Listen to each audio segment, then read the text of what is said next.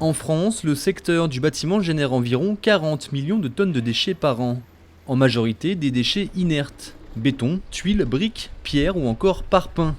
Des déchets recyclés ou stockés comme ici.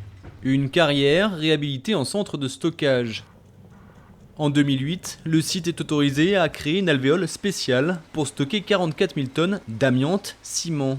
Comme ces tôles que l'on retrouve un peu partout et très souvent dans les décharges sauvages.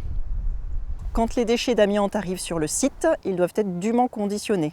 C'est-à-dire qu'ils doivent être bien emballés de sorte qu'il n'y ait aucun risque de fibres d'amiante qui s'échappent et qui puissent être en contact avec les personnes qui vont procéder aux manutentions pour la mise en stock sur le site.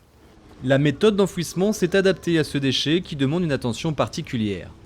Les sacs d'amiante que nous réceptionnons ne sont pas posés de façon aléatoire. Ils sont stockés juxtaposés. Ils sont ensuite recouverts de terre afin que nous n'altérons pas leur emballage. Et après, ils sont recouverts de gravats afin d'assurer une certaine stabilité à l'ouvrage et pour que les futurs camions qui apporteront des déchets puissent rouler en toute sécurité. Et ainsi, nous enchaînons des successions d'étages de déchets en alternance amiante, terre et gravats afin d'assurer un ouvrage stable et pérenne dans le temps.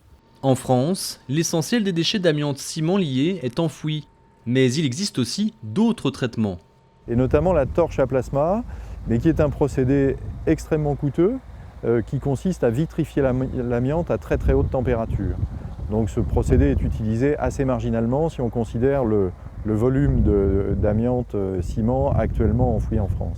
Ainsi, plusieurs centaines de milliers de tonnes d'amiante seraient enfouies chaque année, un peu partout en France.